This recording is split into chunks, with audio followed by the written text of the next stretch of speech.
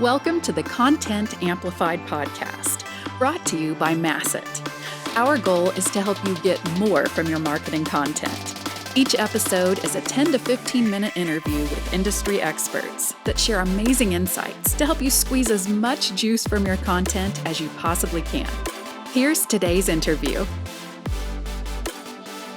Welcome back to another episode of Content Amplified. Today I'm joined by Guy. Guy, welcome to the show. Hi, nice to be here, Benjamin. Yeah, I'm excited to have you on. This is going to be a fun and exciting episode. And Guy, you have kind of a fun, unique background, especially how you got into marketing. So I'm going to ask you the same questions we ask everyone, but I really want to hear this. I think this will be fun. Number one, what do you love about marketing and content? And then two, let's get to know your background and your history and how you got into the field. Sure, yeah.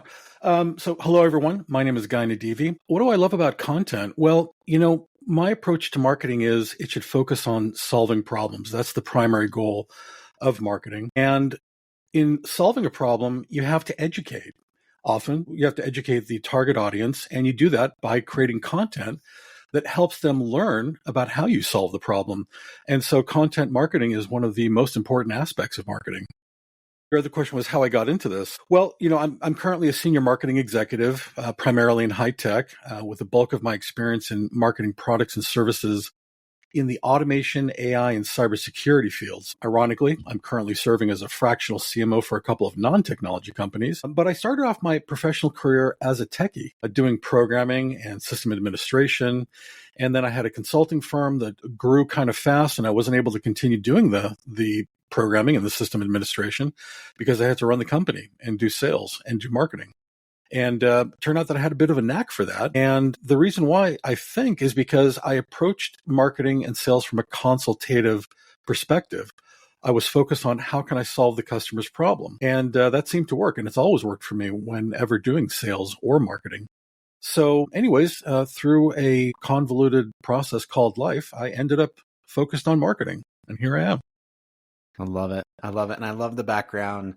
I love everyone's unique perspective and what they bring to the table when it comes to marketing. I think it's so fun. So Guy, we've got a fun conversation coming up, and I think this is going to be really cool.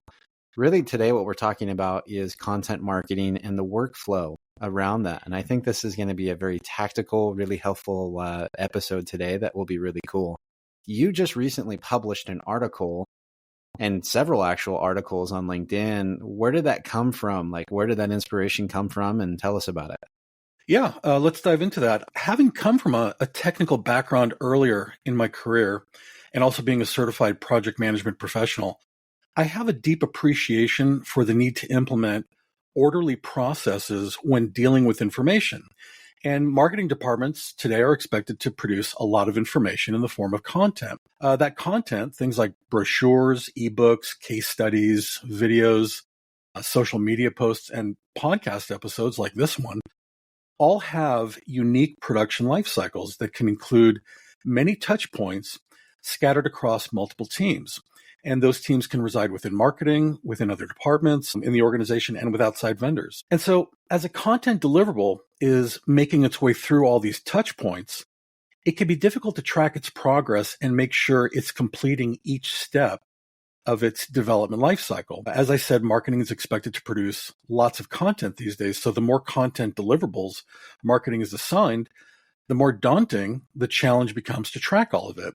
And when you multiply each content deliverables production touch points by the number of deliverables marketing is responsible for, it quickly becomes apparent that things can easily slip through the cracks. So in my article, I rhetorically ask, how can a CMO or VP of marketing prevent production dysfunction? And what can be done to ensure that order prevails over chaos as demands increase to produce more and more content deliverables? And then the article goes on to answer these questions by going step by step through creation of what I call a deliverable-centric workflow architecture. This is something I really haven't seen much in marketing departments. So I wanted to share how it can be done and empower marketing to scale its productivity in an orderly fashion to keep pace with escalating demands. That's awesome. And I'm excited for this. There's so many things that I want to ask. I want to dive into all of this because I think it's so important. for anyone that's in marketing. And I agree with this like sentiment that there's so many channels, so many pieces of content, so much that the demands are greater than ever before. And I think that's really powerful. So, Guy, when you look at this, what are some of the biggest challenges CMOs and heads of marketing face when it comes to the workflow management side of things when it comes to content? The key to workflow management, not just for marketing, but really any operation, is having standardized processes. Standardized processes are critical to ensuring consistency, quality, and having a foundation for scalability. So anything that undermines process standardization in the marketing department will make workflow management more challenging for the CMO. One obvious challenge these days is keeping every team member aligned when quite often none of the team are in the same office, much less the same time zone. You can have product marketing people strewn throughout the US, content writers in the Philippines, graphics people in India, subject matter experts in Europe, and so on. And then you've got salespeople in different regions throughout the world, all demanding unique market-specific content. Big challenge to manage that kind of workflow. I think the ever-present demand for high-quality content in volume with rapid turnaround times can be a real strain on marketing's resources, which could lead to burnout among staff. That's another big challenge to managing workflow today. I also feel that there's growing pressure to incorporate the latest technology like generative AI into content production workflows for things like video creation. Now, generative AI in general promises to cut costs and decrease production intervals, but it takes time to build that skill set. And that's another challenge because marketing staff already have heavy workloads. So those are the biggest challenges I see today. I love it. And that pressure is ever present. And I think that that's so powerful and really helpful. So when you look at it, often when you're looking at creativity and creating something new and being really thoughtful and all of that stuff, that's almost on the different end of the spectrum when it comes to process and workflow and everything that goes on there. How do you balance those two ends of the scale to make sure everything works in that space? Yeah, the eternal dilemma, evening out your talent's desire for creative expression against the reality of hard deadlines. I think that once again, it comes down to standardization. Your branding, your style guide, your messaging all dictate the what for marketing, but the workflow dictates the how. When you have standardized processes that streamline the workflow as much as possible, that actually creates a bit more space for enabling flexibility so that creative ideas can be tested and iterated through quickly.